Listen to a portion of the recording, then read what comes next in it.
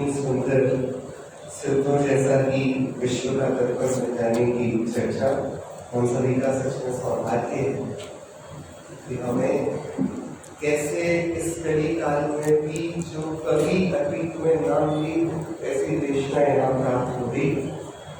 कैसा है श्रद्धात्मा एकदम जिसका रूप रूप चैतन्यता से महक रहा है, जो सब कुछ जानता हुआ भी एक को ही जान रहा है।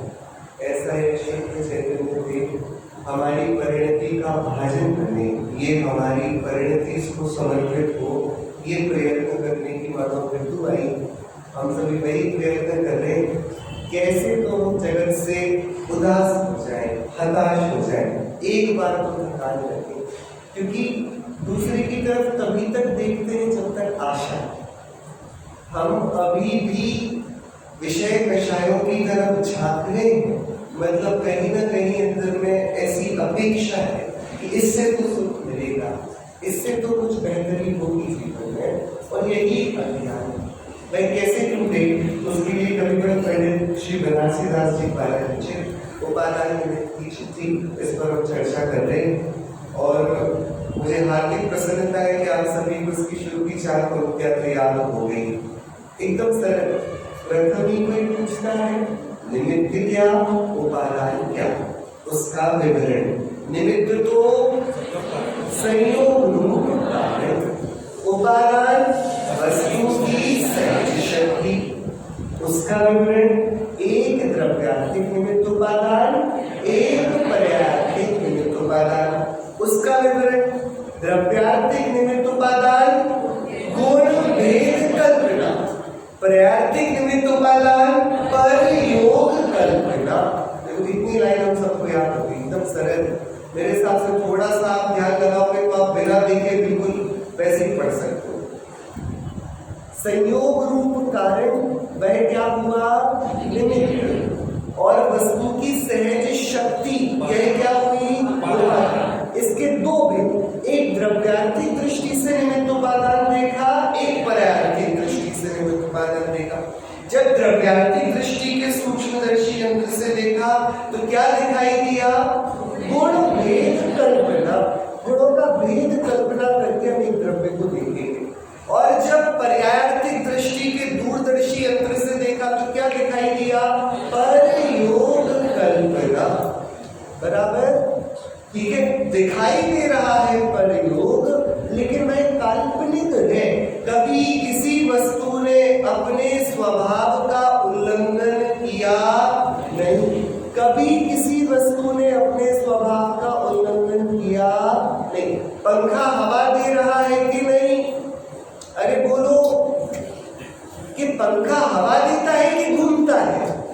वो हवा देने में मस्त है कि घूमने में मस्त है भैया? बताओ, एक ही काम तो करेगा ना।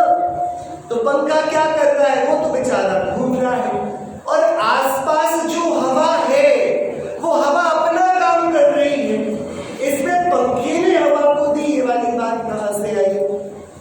अपन ने जब पिछली बार चर्चा करी थी, आपको याद होगा, अभी तो वो मौसम नहीं, लेकिन थोड़े दिनों पहले था ठंड का मौसम। आपको याद है शीतकाल? अरे याद है कि नहीं? खाया था ना, बोलिया करिए। ठंड की ऋतु जो आती है, शीत ऋतु, आपको स्मरण में है?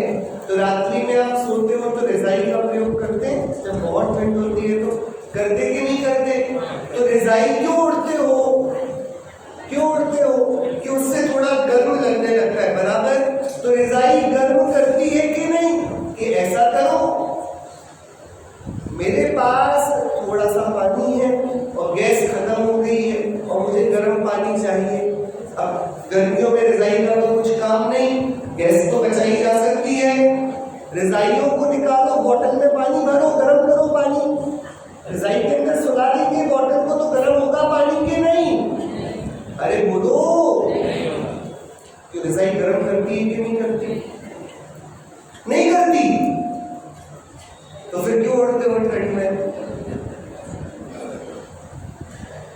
अरे बोलो कि रजाई का काम करती है। ये देह है ना, ये देह गर्मी छोड़ती है, रजाई इसके ऊपर आ जाती तो गर्मी यहीं की यहीं रुकती है। तो लगता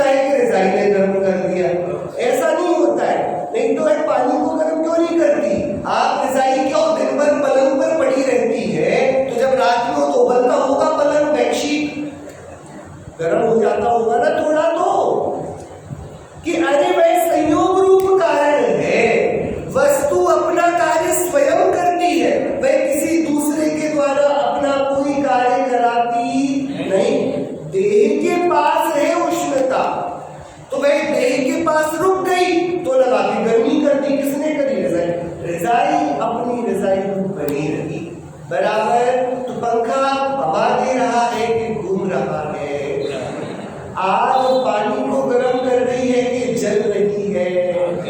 वस्तु तो अपना काम कर रही है, वह संयोग रूप कारण है, वह किसी दूसरे का कार्य करने वाला कारण नहीं है।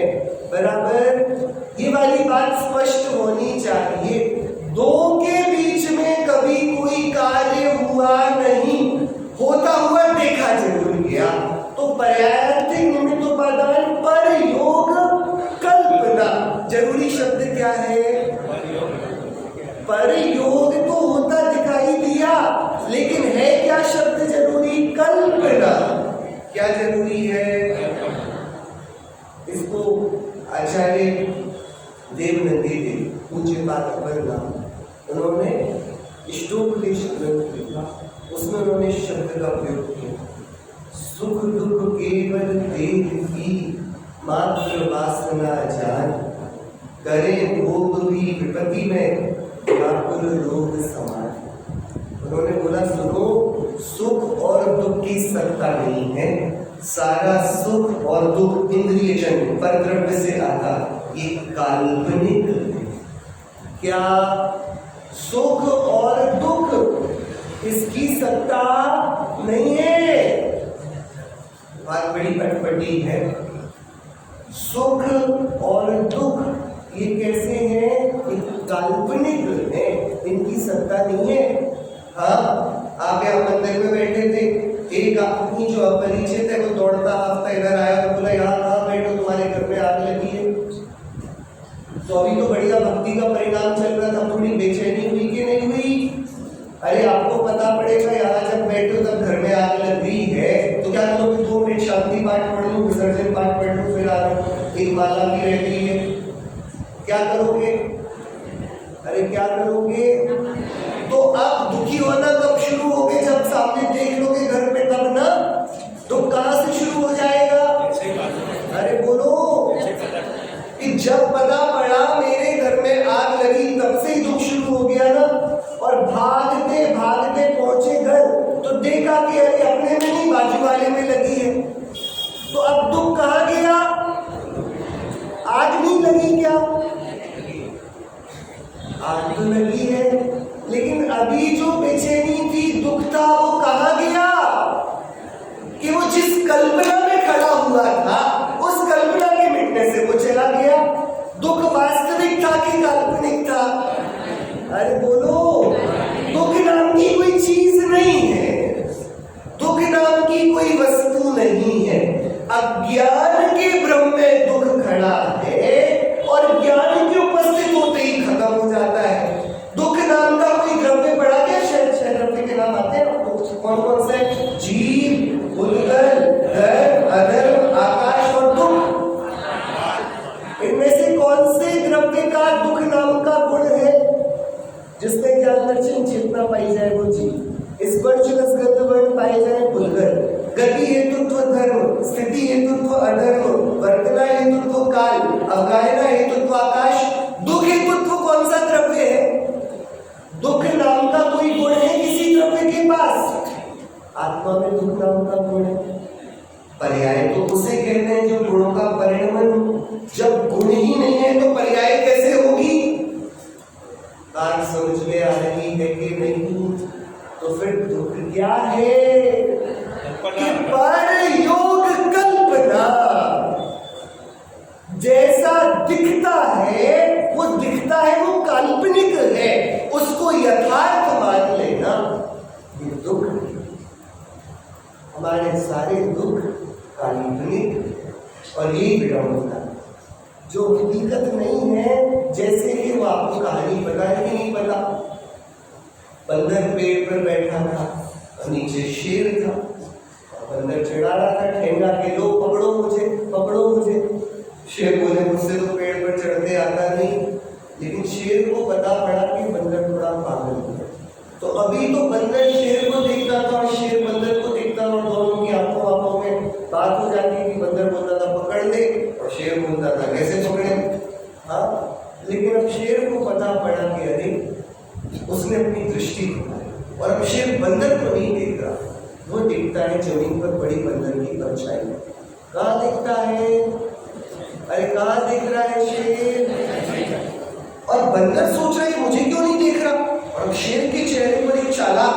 निकाल रहे, और बंदर देख रहा है, देख कहाँ रहा है, तो उसने कहाँ देखा, उसने भी देखा, अरे मेरी परछाई पे देख रहा है।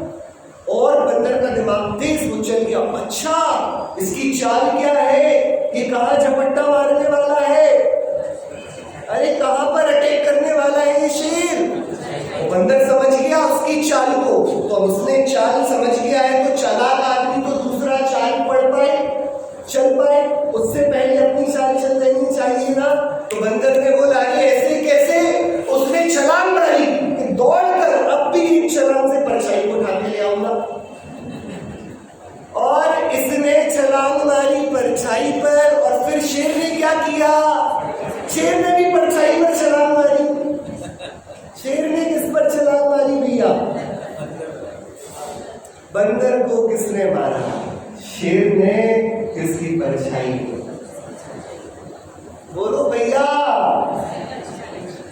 कि बंदर तो अपनी डाली पर सुरक्षित था, उसको लगा कि ये शेर मेरी परछाई को छू के मुझे मार सकता है, तो शेर ने परछाई को छुआ कि नहीं, शेर परछाई को पकड़ सकता था कि नहीं, ये बंदर को मारा किसने।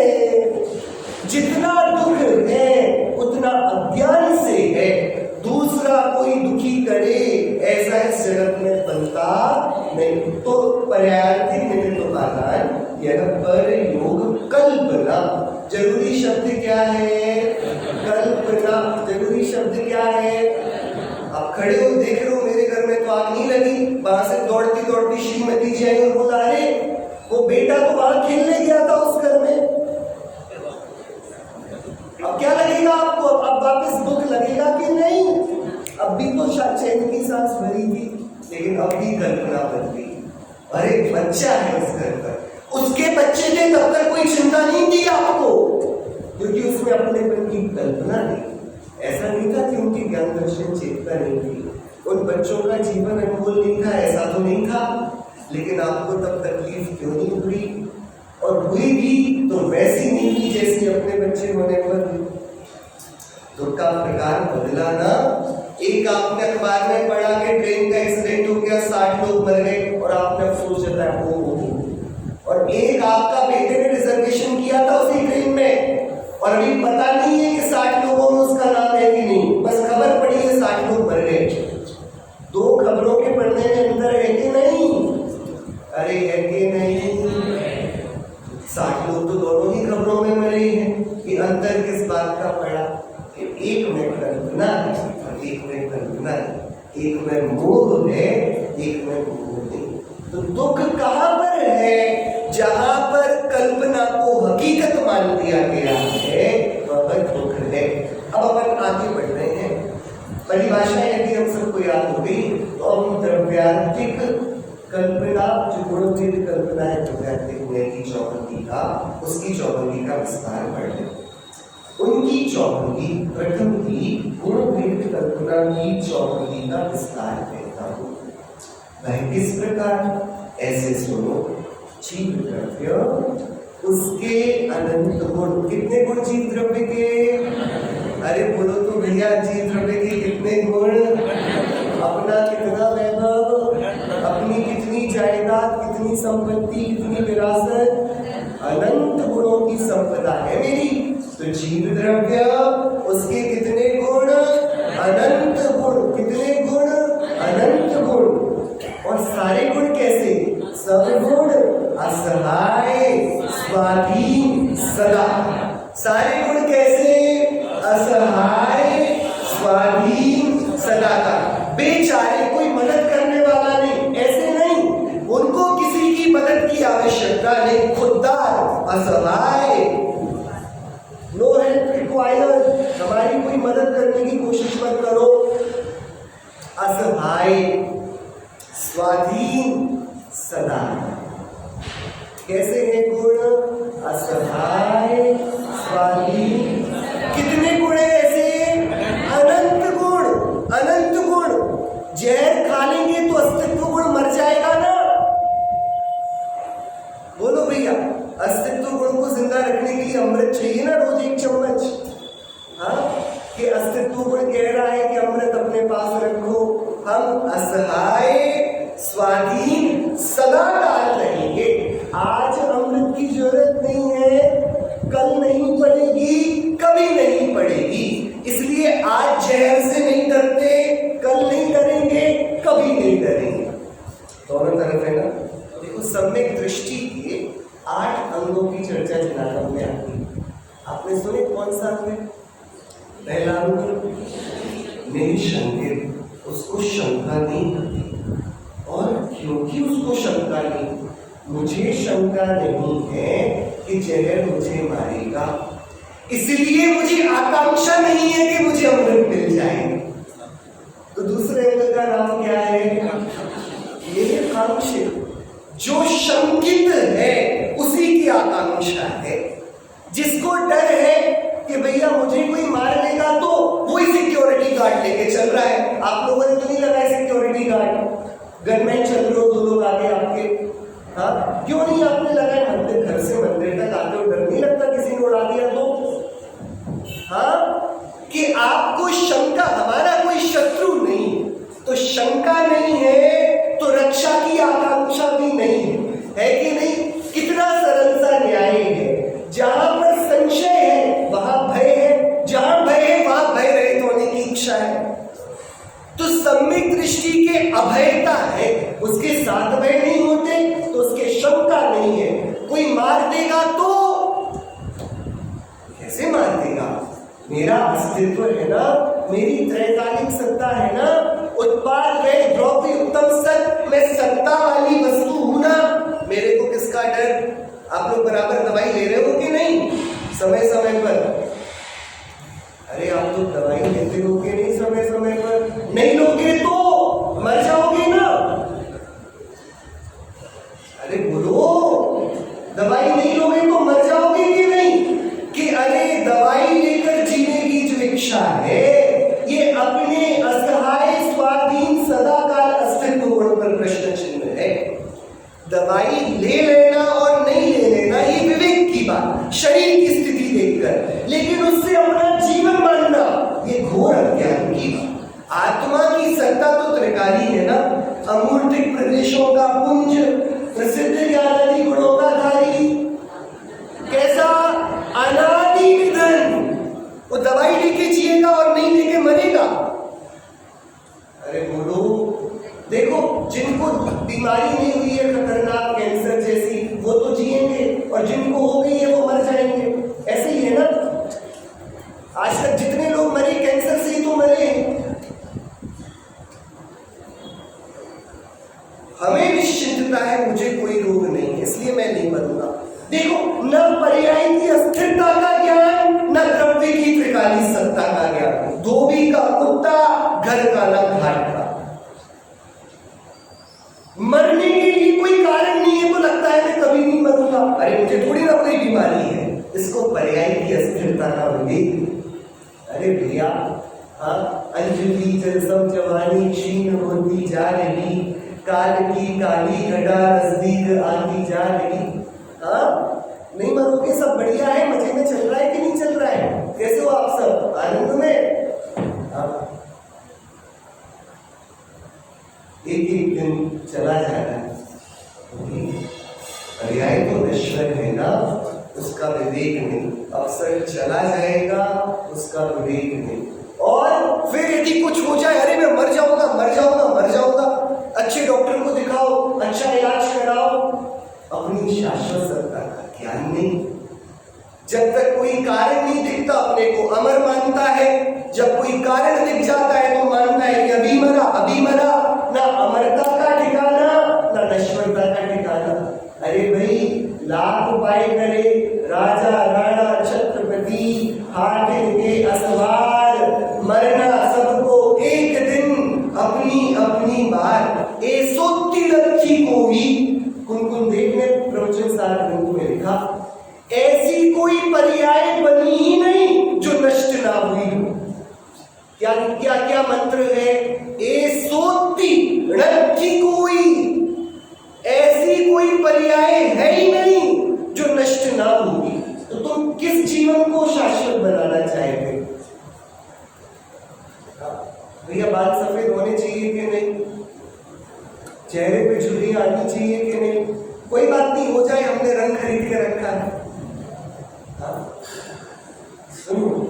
ये कोई दुख है? बाल सफेद होने से क्या दुख हो गया जीवन में, बताओ तो जरा। कल्पना कर, तो कुछ नहीं है, दूसरे क्या बोले, हमने कलर पोत लिया, अब और दिख रहे हैं, तुमको अलग अलग दिख रहे हो आज। तो विज्ञापन ही हुआ ना। पहले लोगों ने सफेद बाल नहीं देखे थे, जिस दिन आपने काले कराए उस दिन सबको पता पड़ गया। नहीं होता है ऐसा? अरे होता है कि नहीं? विज्ञापन तो आप ही करते हो ना। हाँ, कि जो ठहरता नहीं उसको ठहराना चाहेगा, और जो ठहरा हुआ है उसको नष्ट होता दिखता है। कैसा दोगलापन है, सत्ता खत्म नहीं होती उसको बचाने में लगा है, और देह बचती नहीं, सोचता है रुक जाए रुक जाए रुक जाए। सुनो भैया, बहती हुई नदी को रोकोगे ना तो अच्छा है ना। सुनो, बहती हुई नदी का बहता रहना अच्छा है, रुक जाएगी तो बाढ़ आ जाएगी, बदलती हुई पर्याय का बदल जाना अच्छा है। रुक जाएगी तो प्रध्वंस अभाव नहीं होगा, मिथ्यात्व मिथ्यात्व बना रहेगा, कषाय कषाय बनी रहेगी। जब बीतेगी तभी तो सम्यक आएगा, जब क्रोध जाएगा तभी तो विरागता आएगी। पर्याय का बदल जाना यही बेहतर है। पर्याय रुकने लग जाए तो गड़बड़ी है, संसार अनंत हो जाएगा। आपको संसार में हमेशा रहना है क्या? देखो पर्याय कितनी उठानी, वो स्वयं ही चली जाती। देखो मैं जाती हूँ, तुमको यदि अगली पर्याय में वीतरागता बुन दूँ तो बुन लो, तुम्हारे पास प्रति समय का अवसर है। तो जीव के सारे गुण कैसे? असहाय, स्वाधीन, सदाकाल। कितना स्वस्थ भोजन किया जाए कि हम 100 साल जी लेंगे, कि अरे तुम बिल्कुल खराब भोजन करो और मर के बताओ। आत्मा का अस्तित्व सदाकाल असहाय स्वाधीन है। वह भोजन से नहीं चलता, वह श्वासों से नहीं चलता, वह औषधि से नहीं चलता, वह अपनी अस्तित्व में इस सत्ता से चलता है। और किसने कहा मरने पर मर जाता है आत्मा? ये इसका मापदंड नहीं कि मैं स्वस्थ हूं कि बीमार, मेरी सत्ता त्रिकाली। क्योंकि अस्तित्व गुण कैसा? असहाय, स्वाधीन, बहुत विचार करने वाली बात है। हाँ, पहला गुण कौन सा है? सम्यक दृष्टि का मूल गुण अंग निशंक। दूसरा कौन सा है? कोई आकांक्षाओं को छोड़े और शंका को ना मिटाए, उसके लिए कांक्षित हो सकता है क्या? हम क्या उपाय करते हैं? हमारे आज का इसका त्याग है, हम ये वाली चीज छोड़ते हैं, लेकिन हम 7 तत्वों का यथार्थ निर्णय करके शंका का निवारण नहीं करते। हम कषायों का उपाय तो करना चाहते हैं, मिथ्यात्व का उपाय नहीं करते। तो बिना निशंकता के आए निकांक्षता आ सकती है क्या? बिना सम्यक्त्व के व्रत आ सकते हैं क्या? कि वो क्रम ही नहीं है। बराबर। देखो, पुण्योदय अच्छा है कि पापोदय बुरा है? अरे बोलो, नहीं बोल रहे हो आपको। पुण्योदय अच्छा है कि पापोदय बुरा है?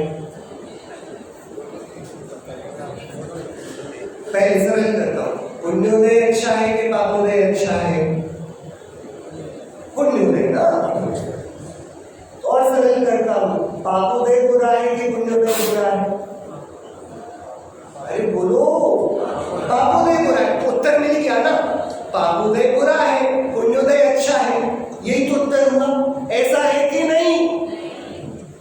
यही अज्ञान, यही पागल है। इसको शंका है कि मैं दुखी हो सकता हूं, दुख का कार्य पाप है। तो पुण्योदय का चाहता है, पापोदय से डरता है। हमारे पाप का उदय ना हो, हमारे पुण्य का उदय भरपूर बना रहे। आप लोगों ने अपनी दुकानों में भगवान की फोटो लटकाई कि नहीं लटकाई? अगरबत्ती नहीं जलाते होंगे, भगवान की फोटो तो रखी होगी है, नहीं रखी है? आप तो बताते नहीं। चलो दुकान की बात हो गई, घर पर भगवान की फोटो रखी। जब आपने नया घर बनाया और गृह प्रवेश किया तो क्या किया था आपने उस दिन? आपने एक भगवान की फोटो रखी, जुगाड़ी रखी, एक मंगल कलश रखा, समाज के लोगों को बुलाया, बैठकर मंगलाष्टक पढ़ा। ऐसा किया था कि नहीं किया? क्यों किया है?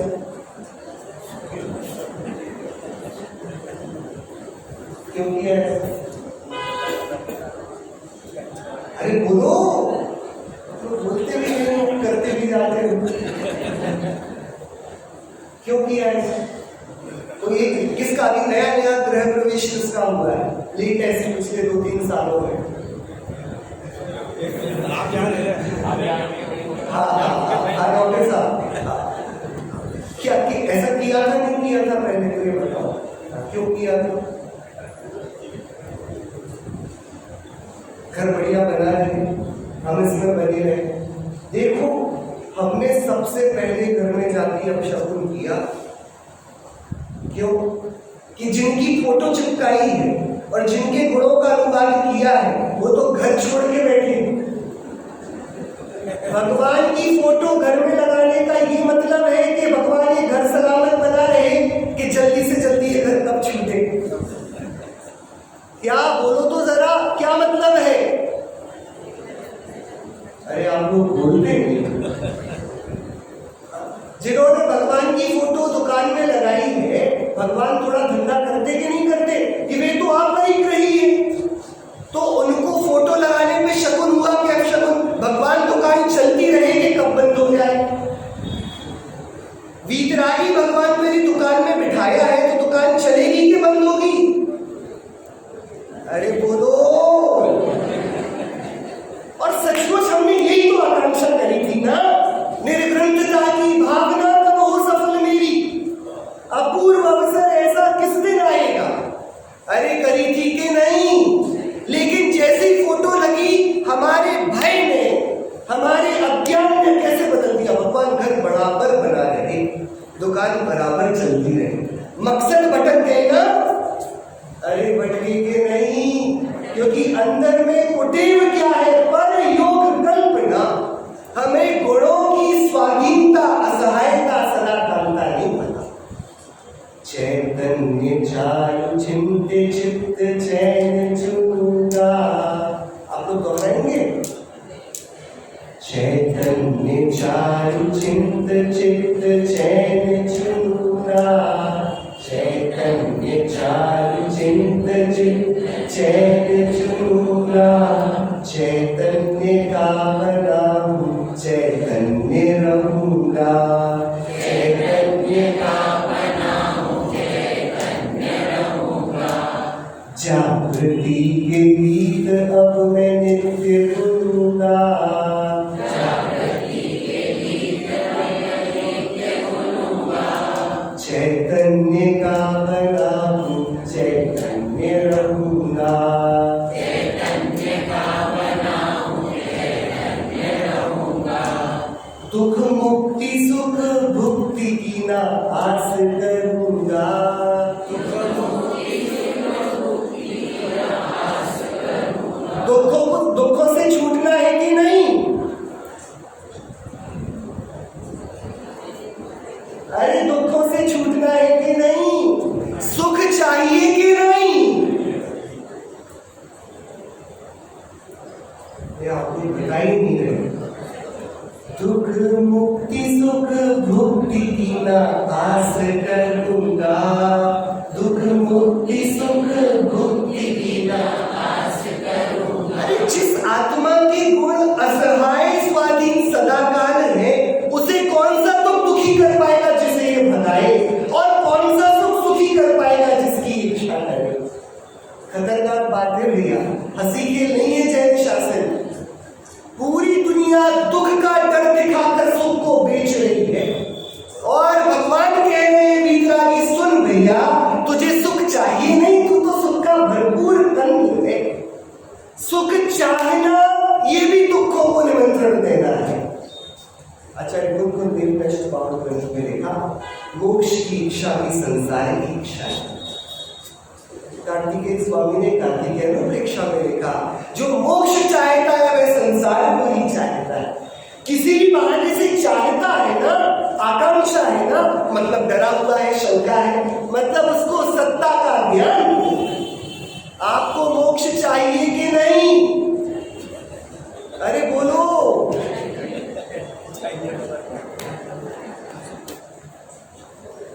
एक जीव द्रव्य, उसके अनंत गुण, सारे गुण कैसे? असहाय, स्वाधीन, सदाकाल। तो केवल ज्ञान हो जाएगा तो आत्मा धन्य होगा ना, कि जिसको केवल ज्ञान होने पे आत्मा धन्य दिखेगा उसे केवल ज्ञान नहीं होगा, जिसे धन्य आत्मा दिखता है उसे केवल ज्ञान होता है। आत्मा को पूरा होने के लिए कुछ नहीं करना है, आत्मा पूरा है इस विश्वास से कुछ चमत्कार होता है, वो कैवल्य है, वो निर्वाण है, वो सुख है। क्योंकि आत्मा तो असहाय, स्वाधीन, सदाकाल। मोक्ष होने पर आत्मा पूरा होगा कि भाई सदाकाल पूरा है ना। तो आप टाइम लिमिट कैसे लगा लोगे? मोक्ष होगा तब सब बढ़िया हो जाएगा, अभी सब गड़बड़ है। भैया सुन, जितनी गड़बड़ी है वो कल्पना है। क्या आपका कभी फ्रैक्चर हुआ? फ्रैक्चर एक बार फ्रैक्चर हो जाए, हाथ टूट जाए तो पूरे दिन दुखता रहता होगा। जब नई हड्डी टूटती है ना तब बड़ा कराए तो सबको बताना भी होता है हमारा कुछ हो गया है, पूछेंगे कैसे? नहीं तो लोग, कई लोग तो ज्यादा इसलिए दुखी हो लेते हैं कि थोड़ी संवेदनाएं ज्यादा मिल जाए, दुख नहीं होता है।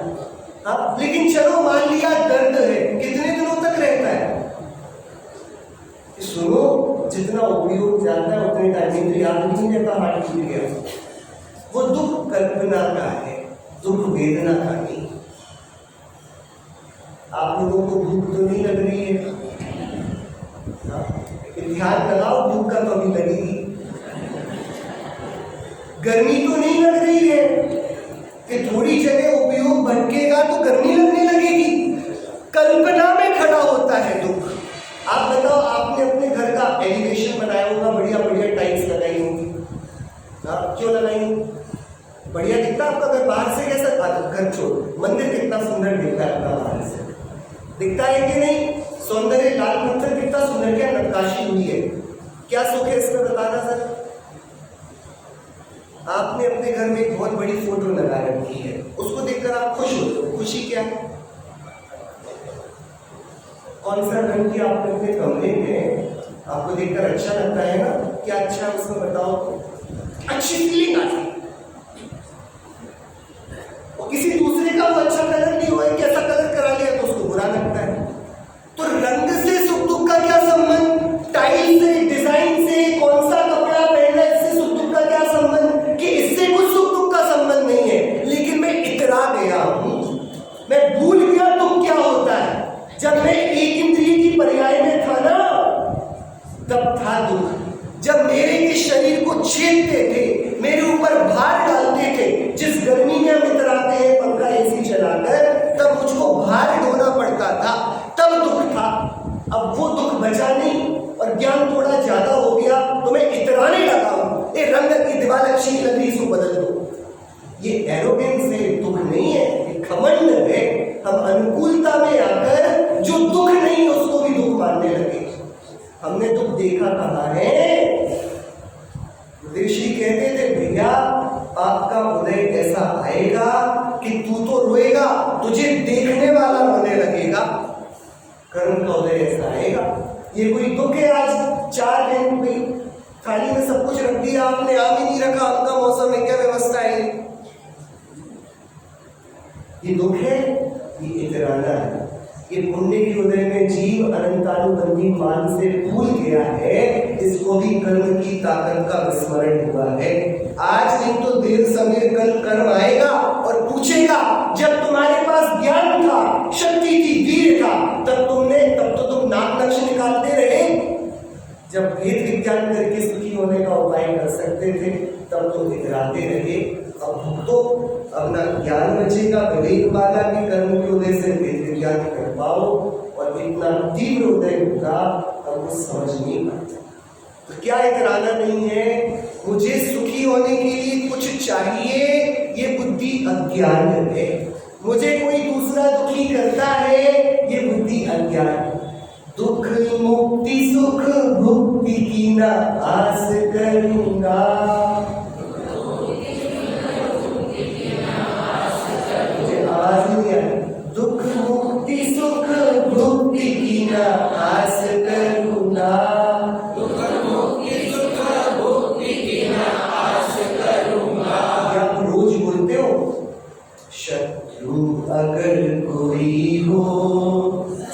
संतुष्ट उनको कर दूं, समता का भाव कर कर सबसे क्षमा करना।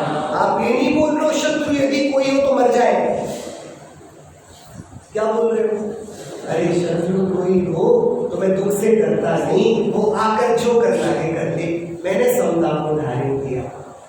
होगे जो भोग पहले उनका न होवे सुमिरन, मैं राज संपदाया पद इंद्र का न जाऊं। मुझे कुछ नहीं चाहिए, मुझे पुण्य का उदय नहीं चाहिए, पाप का उदय चला जाए ही इच्छा भी मेरे नहीं।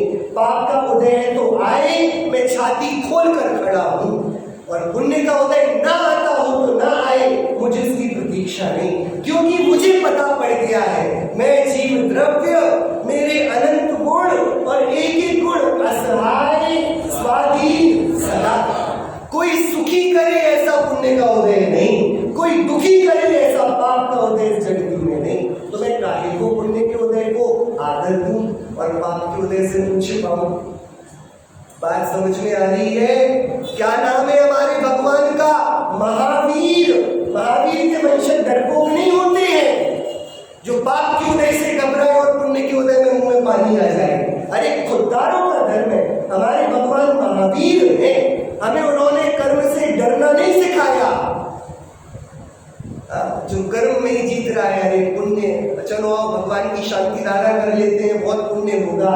अरे भैया भगवान की हत्या तुमने उन भगवान को जिन्होंने पाप और पुण्य का होम कर दिया, उनको पुण्य का साधन बनाया, इससे बड़ी अभिनय क्या हो? बोलो भैया, ऐसी बात कोई वैद्य से जाके जहर मांगे, कैसा काम चलेगा? ये तो वैद्य की गरिमा का अपमान है ना।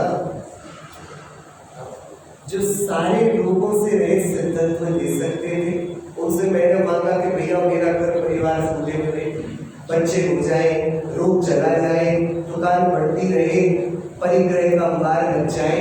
अरे आप परिग्रही भगवान पर ही कैसा अवसर? वे स्वयं एक धागा नहीं दी और वो तुम्हारा व्यापार बढ़ाएंगे। यदि बढ़ा दे तो वो भगवान निर्दोष नहीं है, दोगले हुए ना, खुद छोड़ के बैठे तुम्हारा बढ़ाएंगे। यदि इतना अच्छा है तो खुद भी ले, और नहीं है तो किसी दूसरे का क्यों बढ़ाएंगे? अंधा है जो भगवान की निर्ग्रंथ मुद्रा को देखकर तुमसे परिग्रह की आकांक्षा करता है। पर अपने को भी तो लजाता है ना, खुद असहाय स्वाधीन सदाकाल होता हुआ किसी दूसरे से याचना करता है। देखो हम भगवान से कुछ मांगने नहीं आते, इकलौता एक दर्शन है पूरे विश्व का जो भिक्षु नहीं बनाता, भगवान बनाता है। मोक्ष मार्ग से नेतारम भेदारम कर्मभूमृताम ज्ञातारम विश्व तत्वानाम वंदे, कृपा बनी रहे। इसलिए भगवान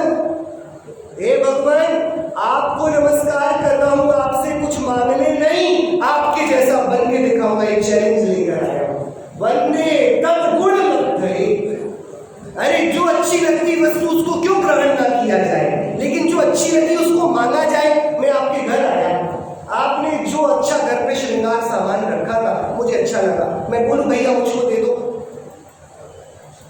मैं क्या करूंगा? मैं पूछूंगा आपने कहां से लिया, कहां मिल सकता है, मुझे भी चाहिए। मांगूंगा कि आपसे पूछूंगा पता कहां से मिल सकता है, कि देखो यदि खुददार हूं तो पूछूंगा कि मैं अपनी न्यायोपार्जित शक्ति से इसको कैसे प्राप्त कर सकता हूं। और यदि मैं बेईमान हूं, मेरा चरित्र नहीं है, तो मैं बोलूंगा भैया दे दो। आप कैसा व्यक्ति बनना चाहिए? भगवान मुझे आपकी वीतरागता पसंद आई, मुझे वीतरागी कर्तों में ये नहीं मानना। भगवान वीतरागी कैसे हुआ जाता है इसका रास्ता बताओ। हमने भगवान से मोक्ष नहीं मांगा, मोक्ष का रास्ता मांगा। हमने बोला हमारे पास पैर हैं, हम खुद चलेंगे, हमें आपकी धरती की जरूरत नहीं, रास्ता दिखाओ। और भगवान भी हमारे हितोपदेशी हैं, हितकारी नहीं है। वो हित का उपदेश तो देते हैं, हित करते नहीं।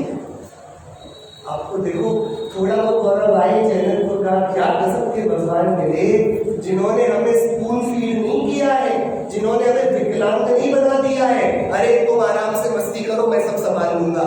हाँ, जब हमारे हाथ में है रघुनाथ तो किस बात की चिंता। हाँ, अरे तुम आराम से मस्त लगे रहो व्यापार परिवार में, भगवान देख लेंगे। बस एक बार जब सामने से निकलो तो ऐसे कर लेना, इतना ही टैक्स लगता है हमारा।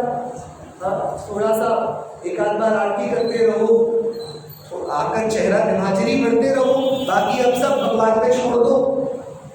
हाँ, ऐसा पराधीनता का धर्म अपना। तो देखो पहले वस्तु की स्वाधीनता कर रहे। भैया बात समझ में आई? आपको पाप की वजह से डर तो नहीं लगता है कि अरे ये तो खुददारी की बात है। आप बताओ, मैंने आपसे पैसे लिए उधार, कर्जा लिया, बराबर, ठीक है। अब मेरी प्रामाणिकता क्या है? मैं रोज आपके पास और बोलूं भैया कर्जा माफ कर दो, भैया प्लीज आधा दूंगा तो चलेगा क्या? या फिर नियत समय पर जितना लिया था उस पर उससे ऊपर लेना, एक लेना समाया, हाँ वापिस करूं। प्रामाणिकता किसमें है कि जो कर्ज लिया जाए, प्रामाणिक पुरुष वो है जो उसे चुकाए।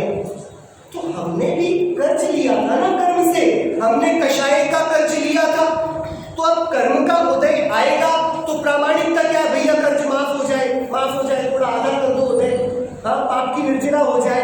अरे तुम बेईमान। ईमानदार प्रामाणिक पुरुष वो है जितना दिया उससे ज्यादा चुकाने को तैयार रहता है।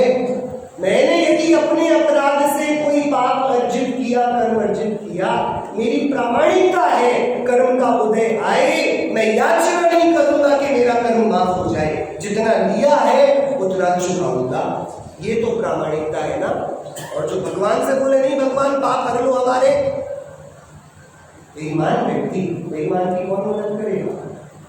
ऐसे व्यक्ति को आप अच्छा मानोगे जो उधार लेकर रहे और चुकाएगा? अरे बोलो, आप लोग एकदम ऐसा जैसे सांप सुन गया। आप ऐसे व्यक्ति को अच्छा मानोगे जो बार बार उधार लेकर कर्ज माफी चाहेगा?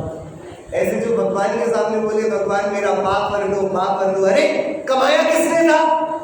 कर्जा किसने लिया था कर्म से? चुकाएगा कौन? किस प्रकार की अनैतिक बात करते हो, अनीति से भरी बात करते हो। तो जो भगवान के पास याचक बन के आया या वो आप घाती है, भगवान पर भी उत्सर्ग करता है। वे तो वीतरागी निरंजन है, उन्हें क्या दोष लगे? कोई यदि आईने पर चिल्लाता रहे तो आईने को तो कुछ होता नहीं, खुद ही थक हार कर अपनी व्यर्थ की ऊर्जा गवाता है।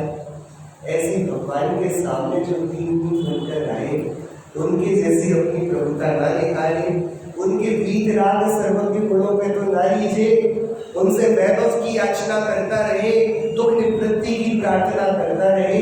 वो अभी जैन भी कहाँ हुआ है? हाँ, उसका तो अभी जैन बनना बाकी है। बात समझ में आई कि नहीं? ये इतना सा मर्म है 3 शब्दों में। क्या? असहाय, स्वाधीन, सदाचार। तीसरी भावना कौन सी है? अरे अनित्य, अशरण और संसार।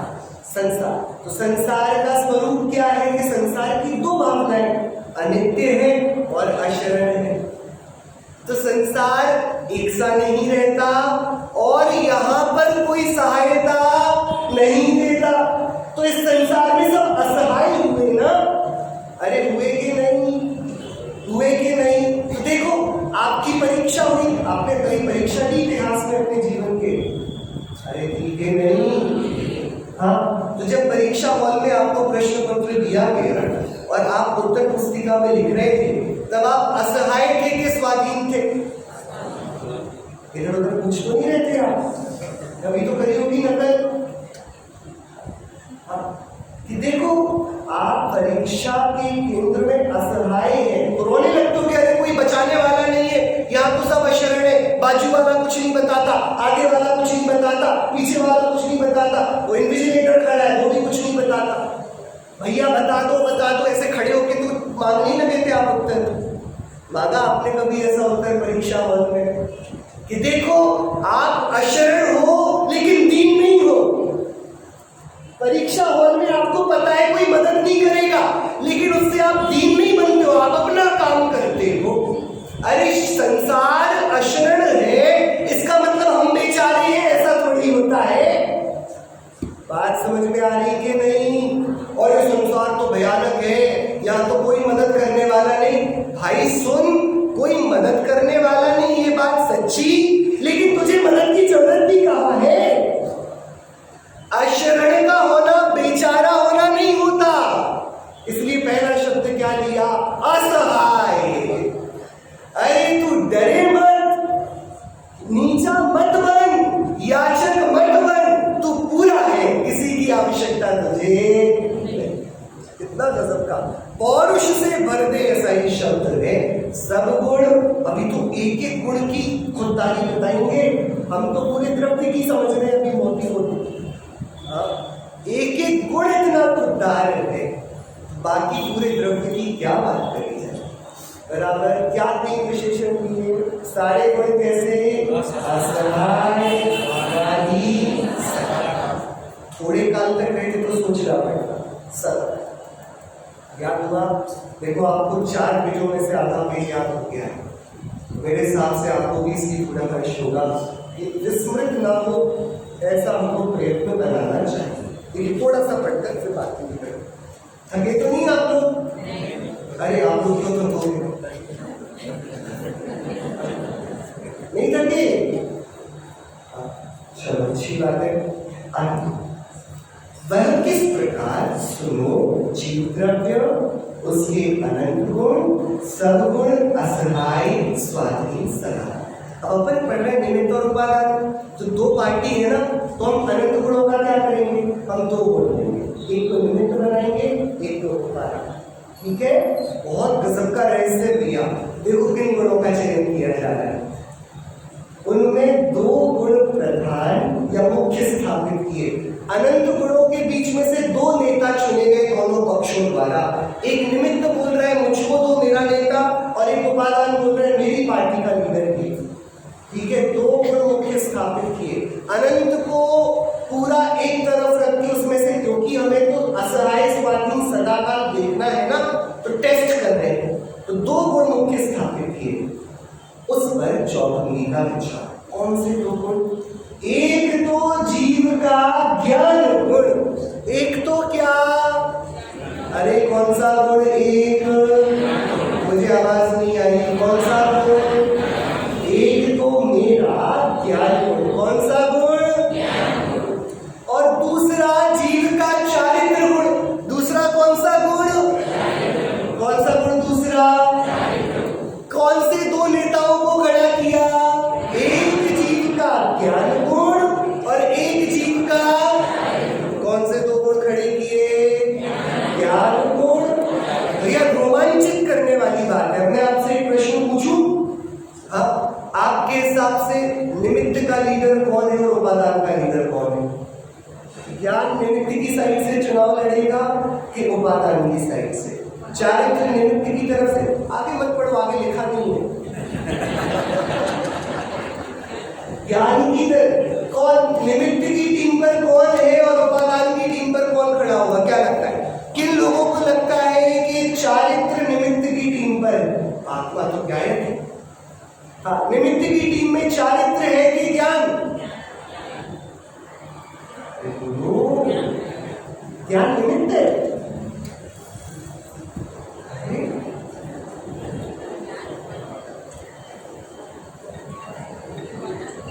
चलो अपन पोलिंग कर लेते हैं। कितने लोग मानते हैं कि ज्ञान निमित्त के पाले पर जाएगा? हाथ खड़ा करिए, एक हाथ। कितने लोग जब मानते हैं कि चारित्र निमित्त के खाते में जाएगा? और जो लोग कुछ नहीं मान रहे उनको कौन सा गुण पसंद है बाकी के गुणों में? मोटा। हम ना ज्ञान की तरफ ना चारित्र की तरफ। गजब का विषय दिया। 2 गुण चालू किए, आपको पता है वो मंत्र है जो सारे मंदिरों की दीवारों को ले रहे हैं। एक मंत्र है तंसण मूलो धम्मो। क्या मंत्र है? धर्म का मूल क्या है? अरे क्या है? दर्शन।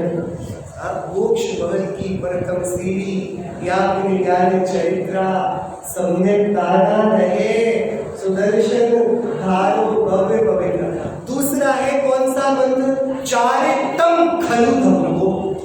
धर्म की नींव तो दर्शन है, लेकिन ये तो बताओ धर्म क्या है? अरे धर्म क्या है? चारित्र। अच्छा, तो आपके जीवन का उद्देश्य क्या है? धर्म करना कि ज्ञान करना? अरे बोलो, आप लोग एकदम निर्णय नहीं करके आए। जीवन का उद्देश्य क्या है? आत्मा को धर्म करना है कि ज्ञान करना है? ओहो,